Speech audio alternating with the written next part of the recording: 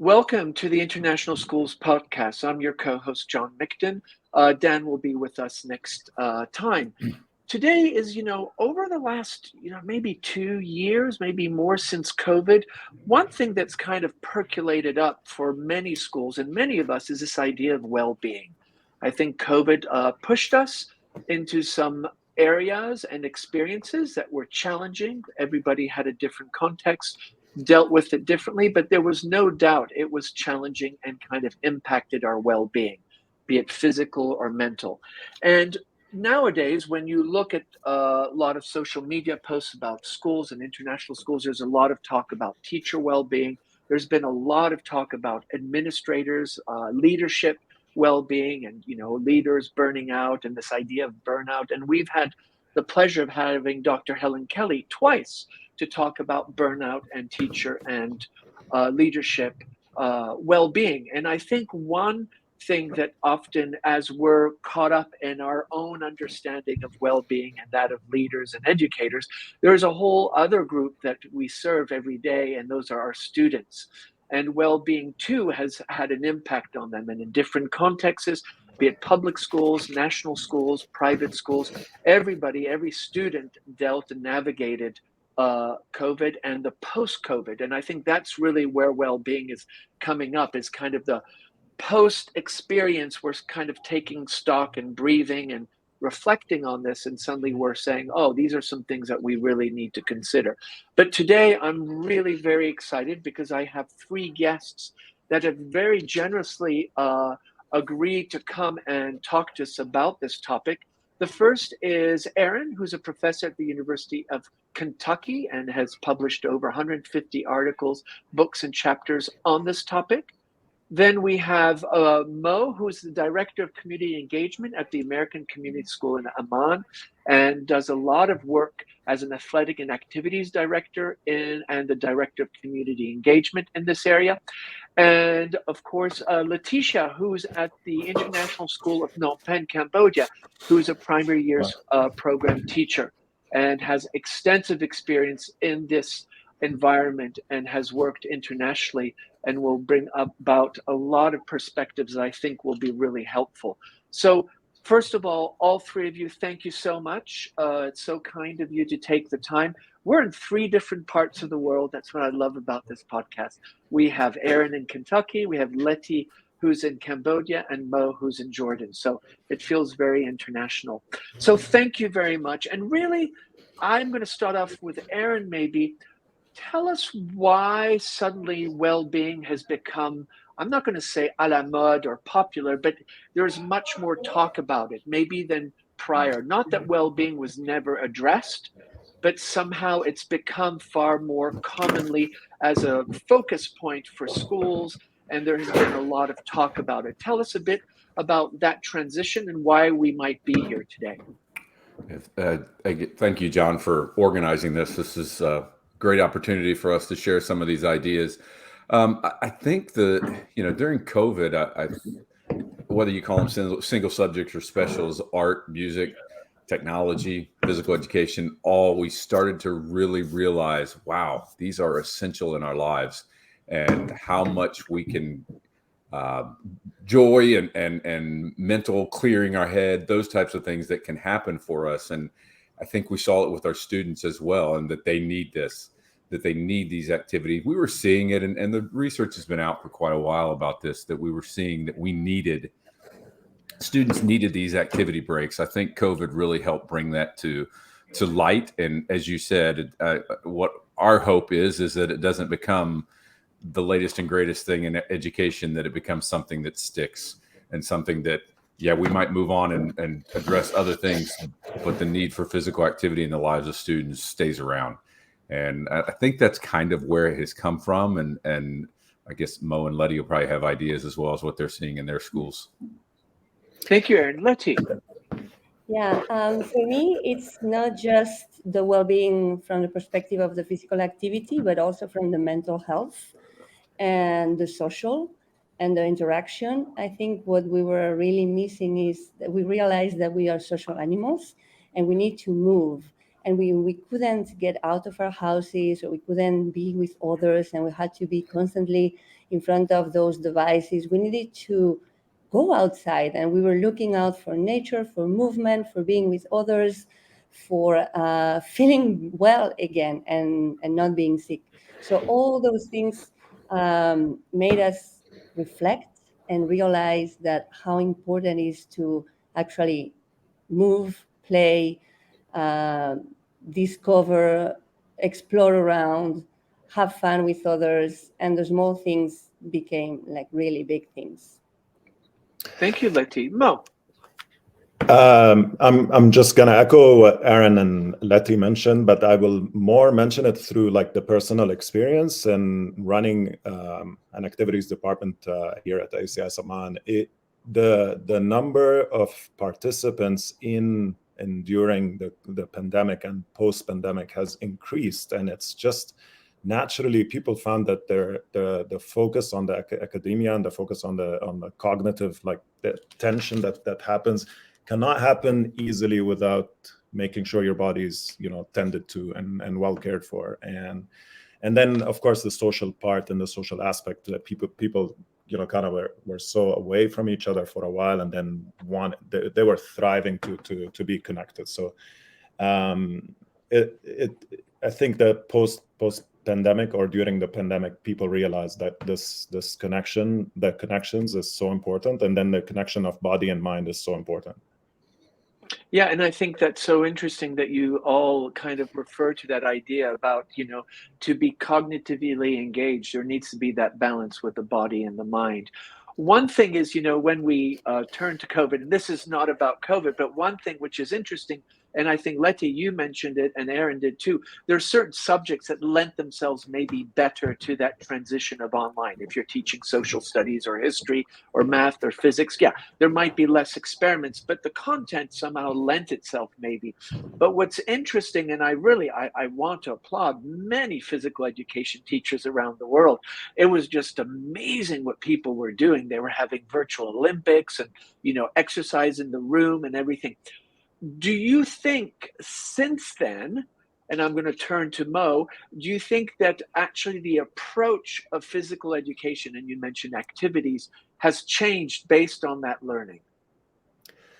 I would say to the positive, of course, it had changed. There was I also taught PE, so I understand that there was not a struggle, but there's always, you're trying to push for PE to be a holistic subject where you're tackling not just the physical part of it. You're looking at the mental, social, emotional parts, and you're trying to teach kids, whatever age it is, to find all those 4 aspects within every activity you do and highlight them.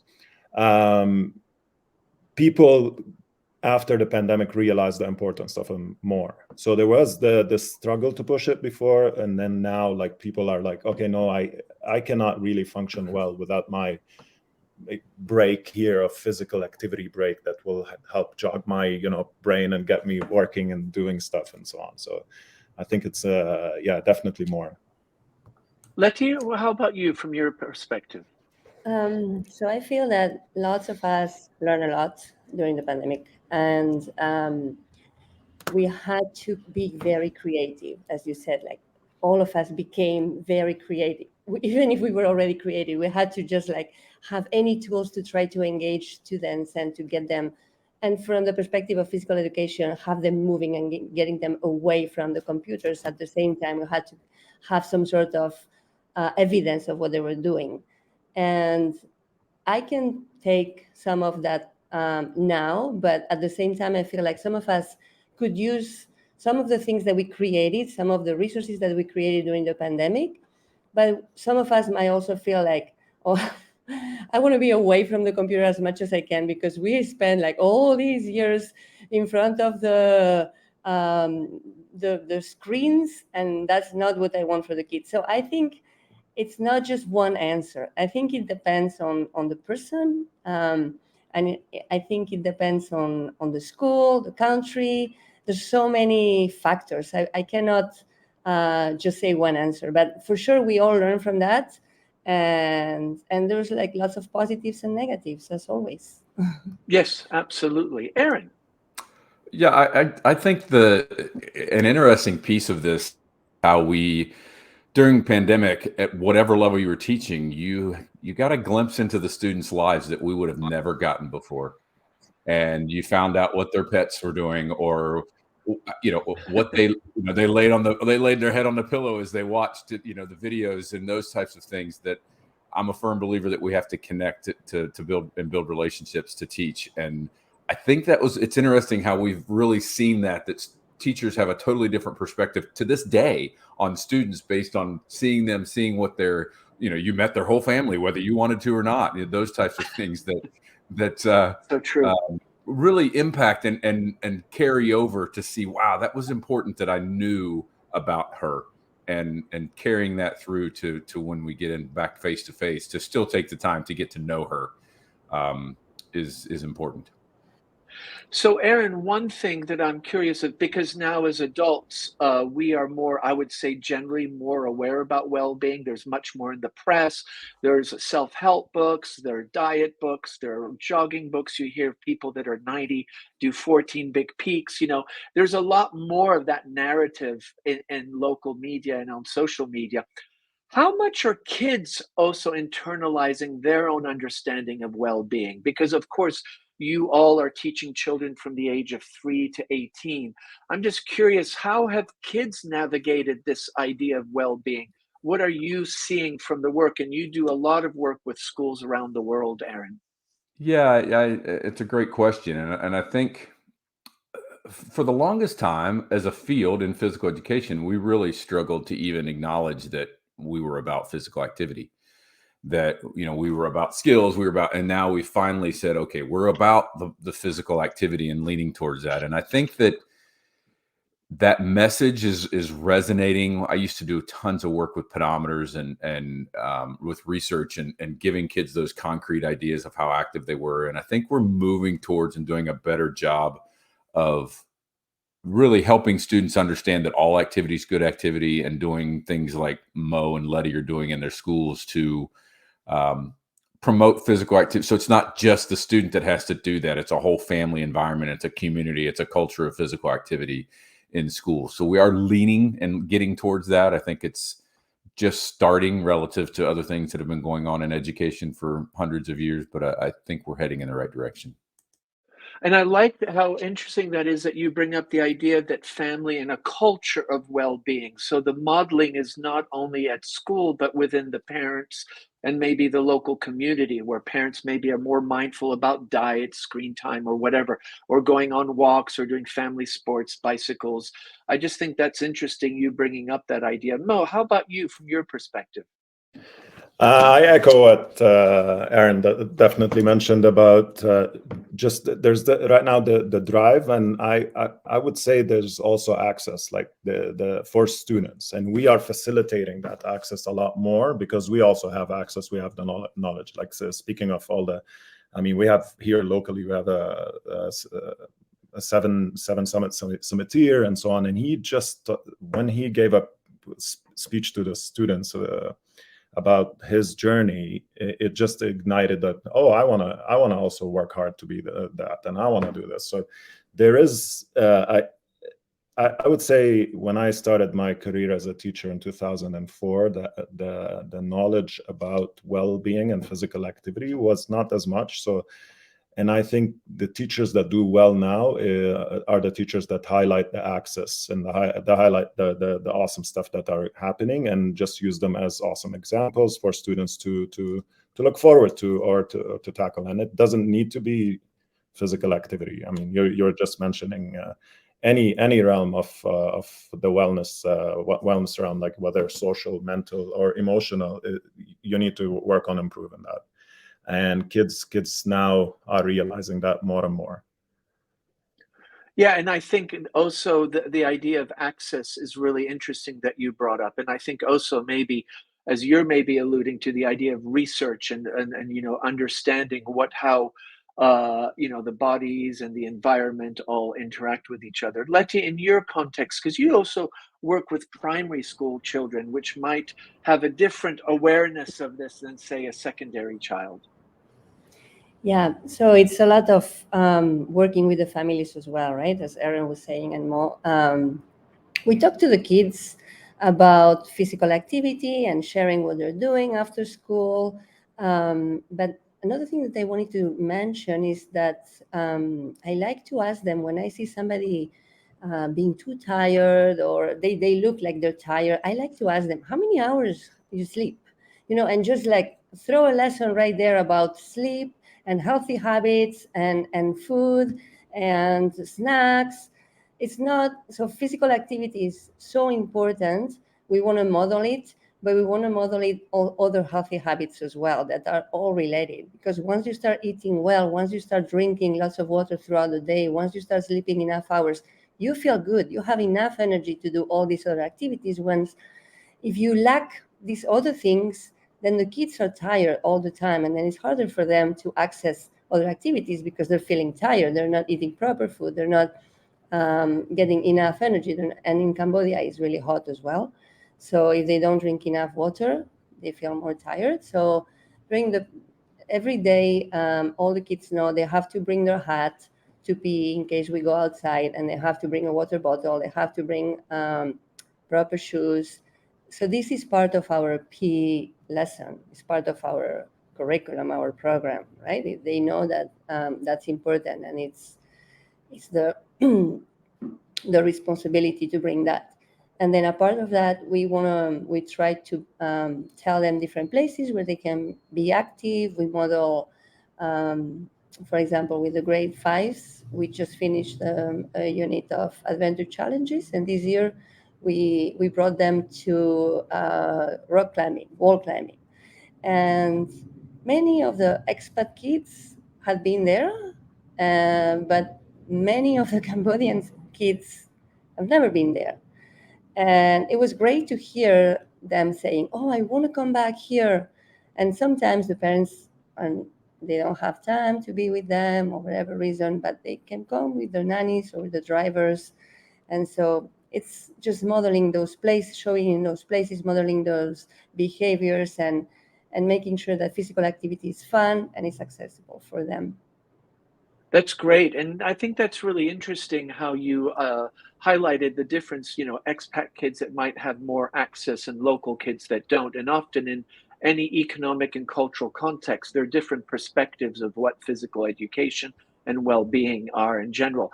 But Aaron, really, what we're talking about physical education, but we're really talking about the whole child education. And I'm just wondering, how have schools, because I know in certain countries, and the United States is my point of reference, is that in some schools, they've actually stopped physical education because of budget cuts and things like that. Now, I don't know if that's still the truth, but talk to us a bit about how are schools and leadership teams engaging with this topic? How has this been made a priority when you have all these other priorities? Everybody's vying for some airtime or class time. I'm just curious, what have you seen? Is there a change, or how is that being navigated? There's probably two parts to your question. The one with respect to physical education, it really depends on where you go in the country, whether there's this kind of established norm that we have physical education, and therefore it hasn't changed. And they still, I mean, all the schools here have physical education. What has changed is the frequency of physical education. Instead of twice per week, now students have it once every 6 days. Those types of things, so they have less. The flip side of that is I think schools are more keen and more aware of the importance of physical activity and integrating it into school days and doing the things that Mo and Letty have talked about. When I first started doing this research 20 some years ago, if I were to ask a group of students that are I have a class I teach that's for classroom teachers on how to integrate physical activity into their classroom. And if I ask a class of 30, how many have seen physical activity integrated into a school day beyond recess? No one raised their hand. And now Wow. every one of them raised their hand.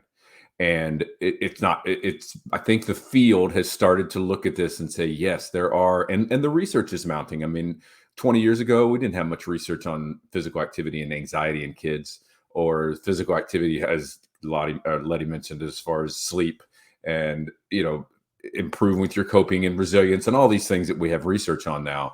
So I think that we're starting to see that. Some of the teachers that we've worked with and we've done some interventions with, the best quote we've had so far is one teacher said, before I started this, I thought I didn't have time to integrate physical activity.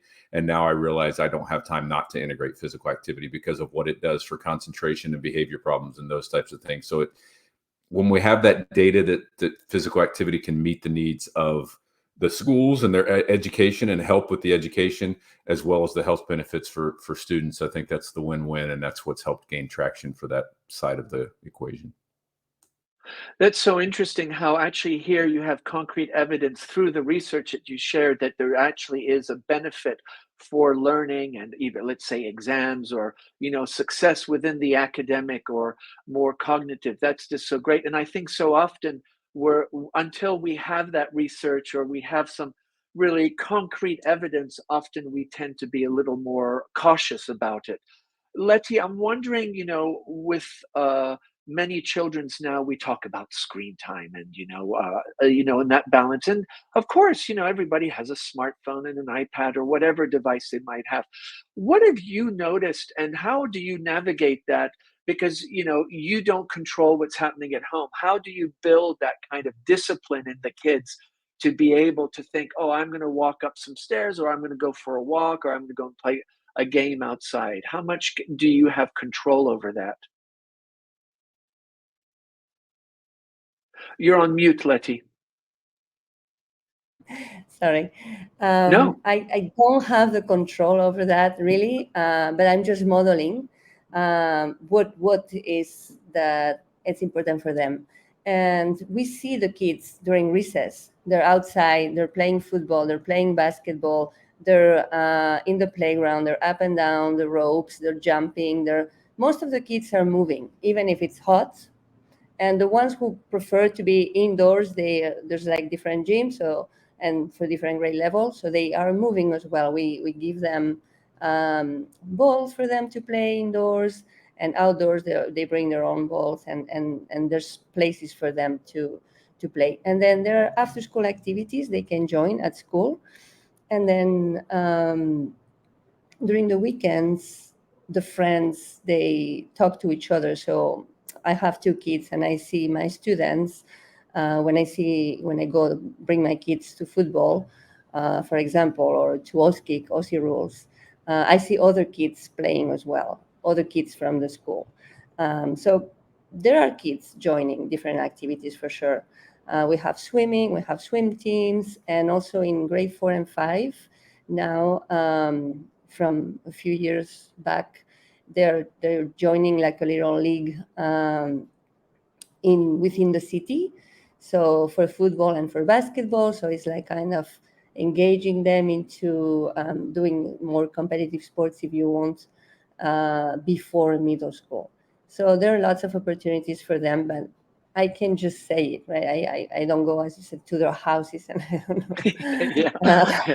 But I think what you said is important, is if you can model it, and there's always a narrative attached to it where there's conversations and even, doing parent evenings. Mo, international schools especially, there's varsity sports, there are team sports, and of course there's a lot of kind of, I'm going to say ego and excitement, and but in most teams there's an infinite number of people you can have. So if you have like a volleyball team that's 6 players, maybe you have 4 extra, or basketball or football or whatever it might be. How do you keep kids that maybe don't make those teams still engaged and sense that, almost self-worth? Because sometimes I think it's hard for kids. They try for a team and then they don't get in. And the way the program's structured, if you're not in the team, you don't get to play that sport. Or if you're not in that competitive activity, well, guess what? You don't get to be part of it. I'm curious, how are you navigating that? And what are you noticing schools maybe doing differently about that, and in making it more inclusive for everybody? This is a fantastic question, and I can go on forever talking about it, but it's something I'm super passionate about it. So we create opportunities as much as possible, and we try. First thing is I'm the community engagement director. That's a different realm from the activities in athletics. But first, I was named just the activities director to put emphasis on the activities that do not require physical activity, but like your Model United Nations and your work with forensics and debate, or speech and debate, and drama and so on. I mean, they do require some physical activity, but they're not physically taxing. So there was emphasis on, like, here you have so many options. We can cater for all different interests and abilities. And then when it comes to the varsity competitive sports, we do highlight competition as a very important thing, but it's not just that. Like, the importance happens on being part of the team, representing the school well, etc., etc. When it comes to a varsity team and we have tryouts, for example, volleyball, and we have a squad of 20 and we need to pick 15 or 12, or depending on the coach's discretion usually. The 8, let's say, that do not get selected get pushed towards either other sports, or when schedule and resources allow, and I've been in schools and this school allows it as well, when schedule and resources allow, we offer a B team or a development group, and that feeds into the main varsity squad. Usually, because there's so much social ego involved in it, some kids don't pick that, the development team, and they really they drift towards the other option that maybe they just discover a new thing and they become part of it. And we have a lot of success stories like that. So it's I think a successful program is a program that offers a huge variety of different options for students in the realm of schools we're in. Some schools are, for example, they could be, we're the swimming school, and that's our main focus. And if you're a real good swimmer, you are on the, you're in this school and you get your scholarships. And most international schools I've interacted with kind of follow the lead of what I'm just talking about. They offer all different kinds of options, focus on activities, not just like we are an athletic department, and so focus on all different kinds of options for kids. So that's how we do it for students. And one other realm is we don't offer full year sports. So at some point they have to make a decision and like, oh, but I love soccer so much, and season ended. So what do I do now? I'm like, I just go do something else. And there are options for them. That's great. And I think the variety and options, and I like that idea that kids that maybe don't make it have also a B team or a development team. I think that's really an interesting way to go about it. Aaron, when you were talking about, the relationship between physical exercise and cognition, you brought up the issue of anxiety. And I know there's a lot of talk about obesity in children. And how do you think that now we're looking at physical education more and well-being more also about health? Because very often in schools, the health curriculum is facilitated through the physical education department, or there's a component of it. How much is that part of the approach, thinking, okay, we also need to address, eating habits, sleeping habits, as Leti said. What are you noticing changing, or how's that developing? Well, I'm no expert, obviously, in health education. I think the focus in the health side of it is more skills based, and developing those skills and decision making and those types of things but we can foster that in physical education as well, and helping students understand what we're trying to do, and we're trying to help them foster this idea, guide them on a journey, whatever you want to call it, that physical activity is an important part of their life and why. And if we focus on that you need to be physically active for the health benefits, we know from the research that most people won't sustain their activity. They will sustain their activity if there's some reading that's meaningful, and they buy into the why they're doing the activity. And I think that's the same with all health behaviors. I mean, if the reality is most people that smoke know that they shouldn't smoke, and most people that are inactive know that they should be active. It's a matter of figuring out ways to tie that into their life and making it an important part of their life. And I think both sides, physical education and health education, are pushing more towards those helping those behaviors, as opposed to the old school, shame you with fitness testing, or shame you that you're eating too many calories, or shame you that, you don't sleep enough, and those types of things, as Letty talked about. It's like, okay, look, yeah, you're not sleeping enough, but let's talk about the reasons why, and starting to dig into that and better understanding. Maybe this is education in general, that we're moving towards that, and helping students make the decisions, because the reality is, when they turn 17 years old, or 16 or 18 or whatever it is in your country, we're not there to make the decisions for them anymore. And we have to give them those decision-making skills early on.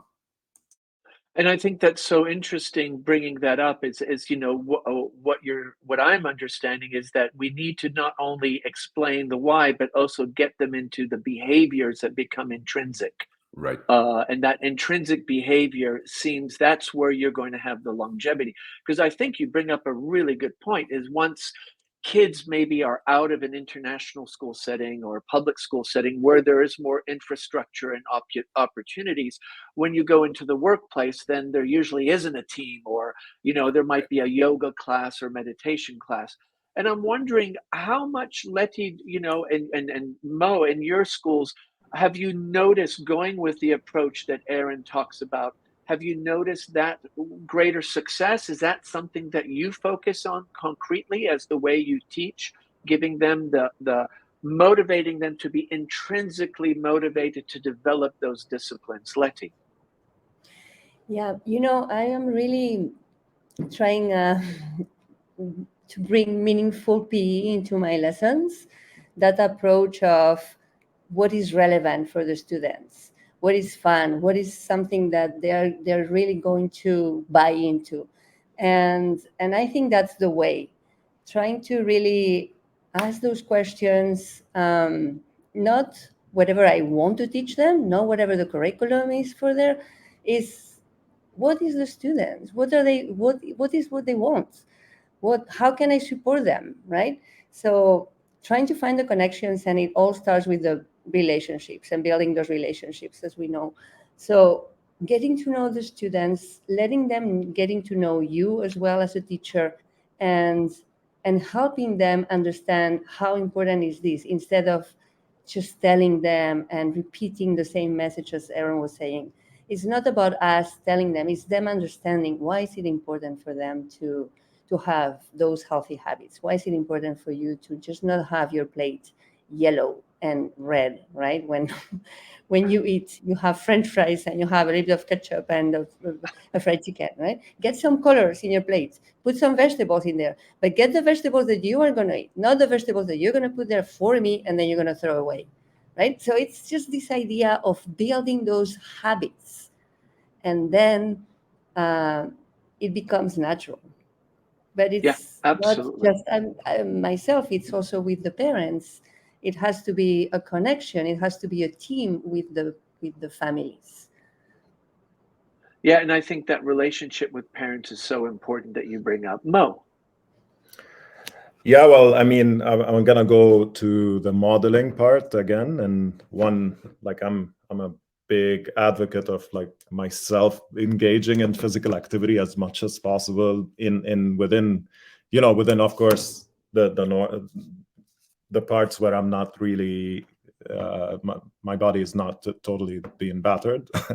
But so modeling would be one, and then offering incentives just to give them that little push, so students love that, and say, hey, by the way, if you do, let's say if you get engaged in this physical activity, this is your incentive. I can't make up a nice example now, but that little push or modeling it would be amazing. And then I use that with with my kids, my own 9-year-old and 5-year-old, and they love physical activity because we love it in the house and we model it. We exercise a lot. So, and then the part, Letty, you mentioned about the parents being partners, I think that's phenomenal, because the kids just do not know what is the best case scenario for them in terms of the health benefits of everything. So they need that incentive and the push. So we model it at home as well. Yeah. Yeah, and that, I think modeling, it's just so interesting. I'm just going back to my time at physical education where we were thrown into a cold pool.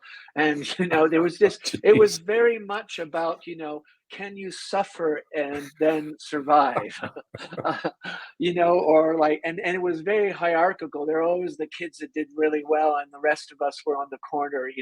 So it's just so refreshing to hear that, because I think, yeah, and both of my children were very privileged to go through international schools, and their experiences were very different than maybe what my wife and I experienced, that where it was very competitive, or if you weren't in the competing team, then you just didn't do anything. So I just really refreshing to hear those perspectives that you're sharing. Letty and Mo both talked about this parent relationship. Aaron, what are you seeing in the work that you work with, in teacher education, and also do a lot of research on the subject, the relationship between parents, students, and physical education, and how is that changing? What are you seeing nowadays? Well, I think, as most are probably aware, parents are a little more involved in education than they used to be. I don't. I'll just smile at that. That's all I'll say.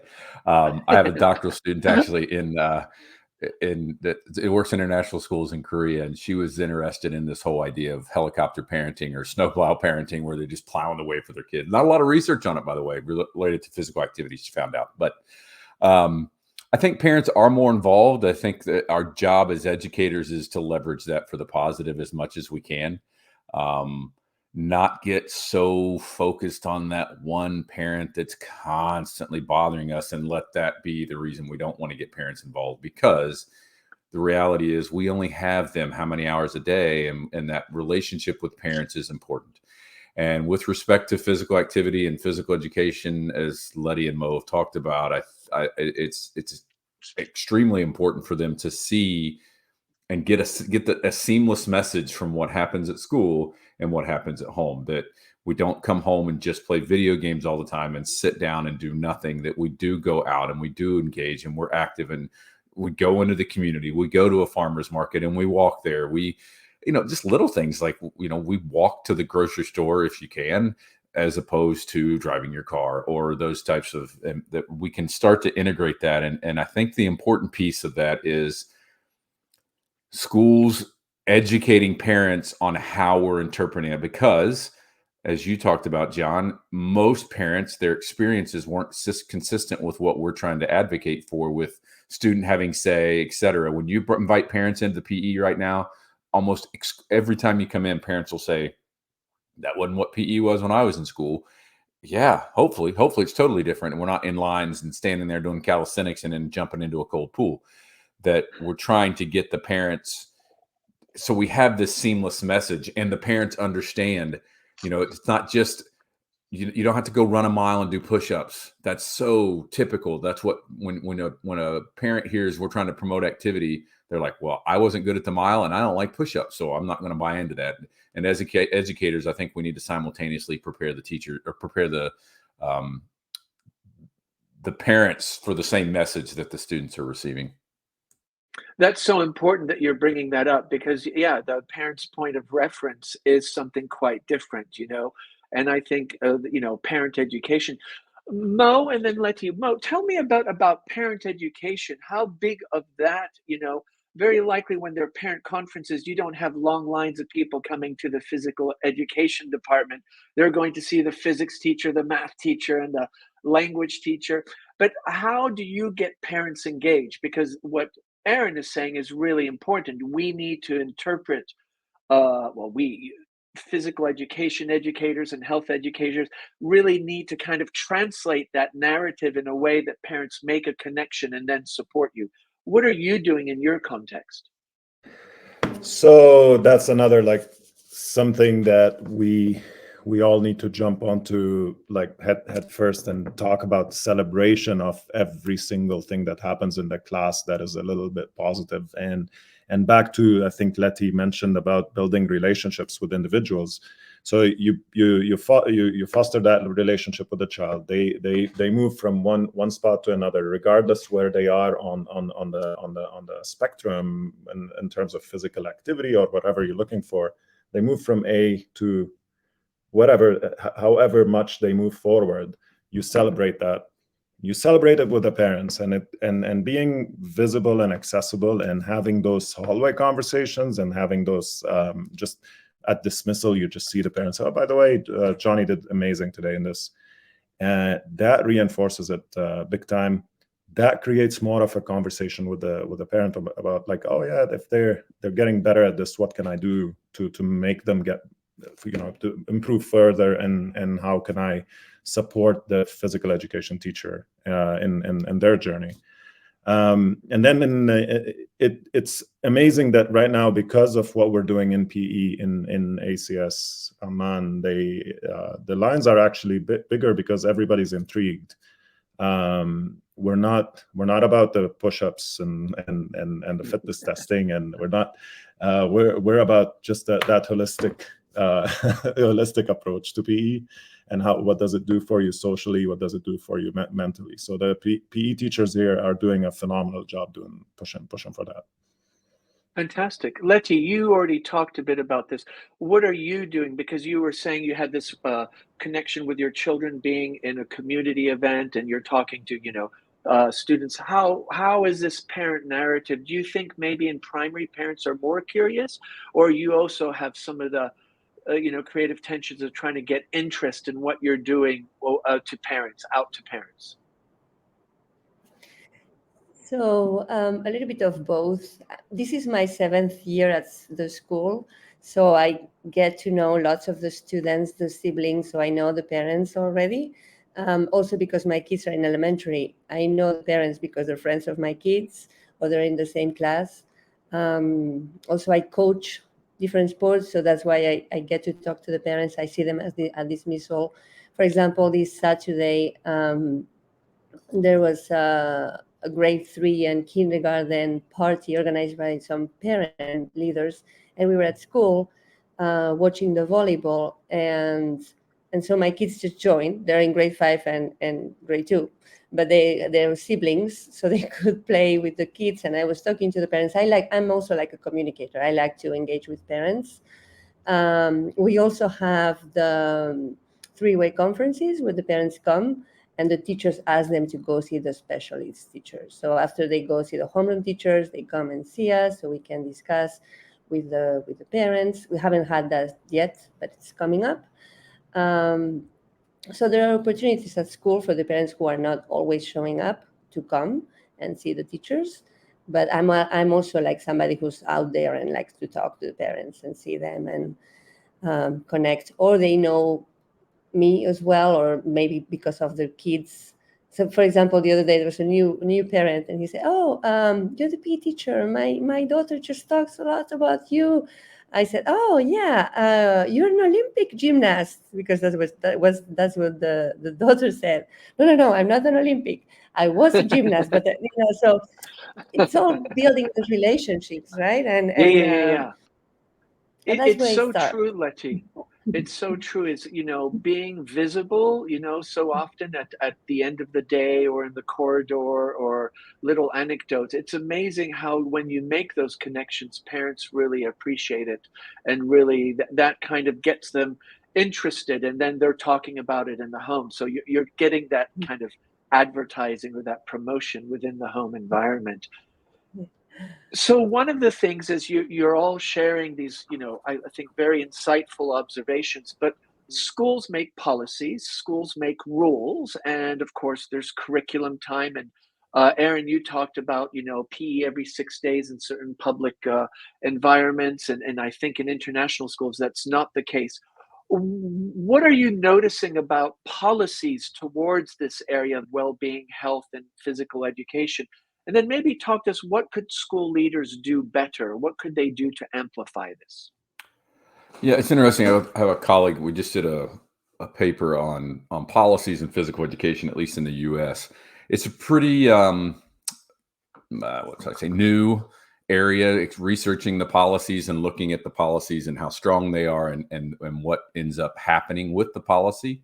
One of the things that I've known or have done and seen throughout my career is, with anything, whether it's a policy or a new approach, whatever, I think it's important that administrators get support from the teachers and listen to the teachers and get their ideas, as opposed to a top-down model where it says all of a sudden, yes, you have to do activity breaks in your classroom, and they have had no experience with that. I think that's it's one way to do it. I think you probably have more success rather than have a written policy that goes through all these, creating the culture that, you know what, I'm the administrator and I say it's okay to integrate. I say it's okay to give kids 10 minutes extra recess, especially when you do it strategically, because you know that they're getting fidgety, or that you know that they're having behavior problems, or you know it's the Friday before Halloween, and good luck trying to get them to focus. You know, those types of things. Give them a little bit extra time, and empower teachers and tell teachers, you know what, we trust you that you're going to make the best decision for your students. You're the professional, and yeah, you know your students, and you know that they can integrate a little bit. You can probably integrate a little bit of physical activity, and we have the research that shows that if you add more activity, then it doesn't decrease their academic performance and academic achievement. So we have that. It's just a matter of empowering teachers to make those choices. And then when you start empowering teachers to make those choices, then becomes a little bit of competitiveness with teachers. And students are walking by one classroom and see the kids being active, and they're like, how come we don't get to do that? And, you know, they start to put pressure on their teachers, and the teachers start to get creative, and there's tons of resources out there. So the policy piece of it is relatively new. But I think a approach for administrators is to create that culture that you trust the teachers, that you empower the teachers to make those decisions, because they know when their students need it. I think you have to provide them a little bit of education to show them that, yes, it does help, which I haven't been in a school in a long time that doesn't have at least one or two teachers that integrate physical activity and have great success with it. So you have that Yeah, modeling, it's absolutely. built in. Yeah, and I love the approach you're saying is really empowering teachers to make that rule that, 10 extra minutes recess and those things, giving that flexibility. Because if you're a teacher, and as you say, we'll use the anecdote of Halloween, you're the best one to know where kids are feeling. If you're an administrator, you might not be in that classroom when that's happening. So that definitely, I think, makes a lot of sense. Letty, what about you as a phys ed teacher also modeling this for staff and leadership teams? Because, well-being, in schools, you see now there's mindfulness at lunch, there might be a walk or even some yoga. And now, HR departments are trying to promote that. And I'm wondering, how much are you involved as a physical education and health teacher in those kind of activities to promote this beyond the classroom and then within your own school? Yeah, so actually, I am the wellness leader at school. So I try to do as many things as we can to promote physical activity and well-being. And our idea is to help the teachers to be well so they can be the best for the students. So some of the things we did during the pandemic, and I know we go back to the pandemic, but we did online physical activities. And so they were free. And so we had yoga, a yoga teacher, we had fitness, and we had African dance. And there were different times, and people could just join whenever they wanted. I mean, depending on the schedule, but it was throughout the week, different days and different hours. And that led us to actually start doing that physically when we came back to school. And we still do, now we have yoga twice a week for teachers and staff after school, and we have boxing. So this keeps on going. Then during the PD days, we have an hour of wellness that we were so happy to gain. That's great. So the admin understood the importance of well-being within the day, and so many people has approached us and said, "Thank you so much. This makes my PD day much better." That's how I, like very positive comments about the PD day because of the hour of wellness, where we have all sorts of physical activities. We opened the gyms. And we empower people to lead the activities because it's for the whole school, and all Yeah. the way from the AY to high school, right? So all the teachers and staff. We invite everybody. So we have had teachers teaching the gardeners how to swim. How amazing is that, right? Like That's we have, so great. it empowers both ways. It empowers the teacher to do something. There's a local teacher who was teaching taekwondo. He said, "Can I do the taekwondo lesson?" "Oh, please." So it empowers the leader, and it helps others to socialize, to try something new. We've done golf, there were like 30 activities. And sometimes people feel like, nobody's signed up for mine. Don't worry, it's normal. There's so many that, don't worry, join another one. So mindfulness, so many things. I love the idea of having a wellness hour within PD because, there's only so many Google slides we can watch in a day, So I think that's wonderful. And I love the anecdote of teaching staff. When we think of staff, it's also the people behind the scenes, that are taking care of the grounds, maybe cooking our meals or taking care of the security or in the offices. So that really just resonates. And that's so nice. Thank you for sharing that. Mo, in your role as director of engagement, you very likely have this community role. How much are you trying to get parents, staff, are there like community events where there's sports and wellness where you're trying to bring parents in as well? How important might that be in promoting this philosophy? This is my life now, so definitely. Good question. Yeah, great question. So I partner with the parent teacher group, the PTG here, PTA or whatever equivalent it is. So work very close to them. We align calendars. We have also the director of the health center here is on the wellness committee. We have a committee that is driving all the wellness activities at school. And then there's probably 3 or 4 events at school where parents, teachers, and of course students are all engaged in some sort of physical activity. But the highlight from last year, I would say, we partnered with the hospital, and the hospital showed up and did wellness tests for everybody. And Wow. It was a huge line of teachers and parents, and we didn't do it to the students because there's some liability work with that, and then permissions and so on. But I think that is channeled somewhere else.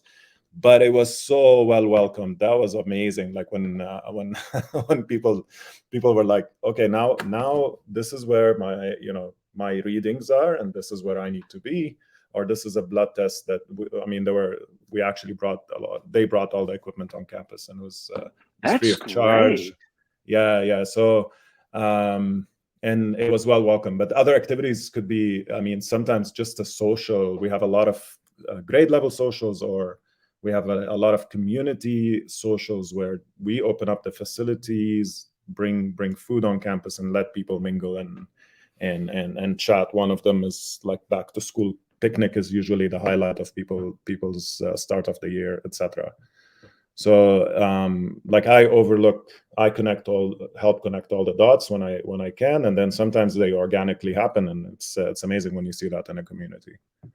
Yeah, absolutely. I love the idea of having a relationship with a health institution, be it a clinic or a hospital, and then that's a really interesting way of doing it.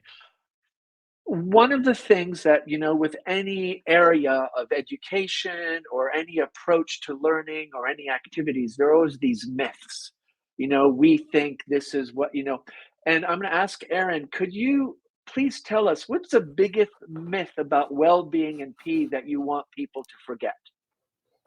Letty and Mo probably know where I'm going with this. That PE is synonymous with the fitness testing and the mile run and dodgeball. I think those have single-handedly dismantled our profession. And wow. Yeah, that would be That's pretty powerful. Talk a bit more about that. That's a pretty strong statement, which Mo and Letty are like, no, don't get him talking on this. I just think that we've sent the wrong message, and that we've made it very exclusive on something that when the last time, other than Mo, most people don't go run a mile to see how fast they can run it. And there's so many other issues with it that I'll stop there. There's the research piece of it. There's so many issues with it. But I think if we could, and it's not that I think it's an awful thing. I think if we could get rid of the fact that everybody thinks, the mile run and dodgeball. The reason I say this, that classroom teacher class that I teach, first discussion and assignment we have is tell me the good, the bad, and the ugly of physical education. And at least half of them every semester, the mile run and dodgeball come up. Wow. Okay, of the that's ugly. so interesting. Okay, so let's no more do dodgeball, no more mile run. We're gone. We're banning that. We're making executive decisions here. Thank you, Aaron. Letty, what is the myth that you want to debunk about well-being in PE in your context or from your experience in your professional journey? Well, I would say I've heard a few times anyone can teach PE, like in a way that, oh, that's so easy. Well, anyone can do that. Well, I would like to see them anywhere, with all the chaos or outside with 40 degrees and the kids not even complaining, drinking water super good. When teachers go outside, sometimes in Cambodia, for a fire drill, and after 5 minutes they start complaining about the heat, it makes me laugh, because we spend the whole day outside. So not everybody can teach PE. You have to have the skills, you have to have the knowledge, you have to be able to understand how the kids learn. There's so many things. It's not just here, play. So that's what I want. And thank you for saying that, because I think often if I think of, my PE middle school, both my PE teachers used to smoke on the sideline as we had to run around the pitch. So thank you for that, because, I know from my own experience being in many different schools and a school leader, I always have been so impressed and feel so privileged with what the physical education departments do and their commitment, the long hours, especially if they're doing competition sports and organizing, events for kids, varsity, intramurals, all those things. So thank you, Letty, for sharing that. Mo, what is your myth and about well-being in PE that you want to debunk? So I'll focus on one myth that I really hate in physical and being physically active is I don't want to build much more muscles, and that happens sometimes with the female participants, but most of the time, I don't want to build much more muscles. I don't want to be that person with buff because I'm gonna do push-ups and so on and so forth. I hate that. And physiologically, you got to start talking about it, and you have to explain how it's not possible and so on and so forth. So thank you. It's just interesting, and I don't know, I think this might be a myth and not a fact, but I heard some years ago that the largest percentage of school leaders generally come from a physical education background. And I don't know if that's true, but I know I've worked with a few school leaders that were physical education, and it's about organization, multitasking. So some of the things that Letty, you were saying, I think resonate. This is not a fact. This is maybe a myth, but you're both shaking your heads, Mo and Letty. So maybe I'm right. So that's interesting. I want to thank all three of you. Before we leave, is there something you would like to share to educators and leadership team members? Just something for them to walk away and think about on this topic. And it's just so nice to talk about a topic that I think so often is kind of under the radar. And I don't know why we needed COVID for some of it to become more prominent, but that seems kind of the silver lining of the event. So I'll go around to Aaron, Letty, and Mo. Go ahead, Aaron. Any just words of wisdom or reflection? I would just encourage leadership to empower teachers to make these decisions and to take the lead like Letty and Mo have and take the roles of committees and organize this and take this charge and let them move forward to inspire kids to want to be active with the school culture. Thank you. Letty. I want to say that taking 10 minutes out of your day for a brain booster or for mindfulness, it's not a waste of time. It's the opposite. It really is going to help your students to be better, more focused, and more calm, and more ready for whatever you want to teach them, because their brains will be fired up. Like it. Fired up brains. Yes. Mo. Definitely in the realm of taking care of yourself. Teachers need to take care of themselves physically and their their mental health and so on, so they're able to give their best focused lessons to their students. So practice what you preach for sure.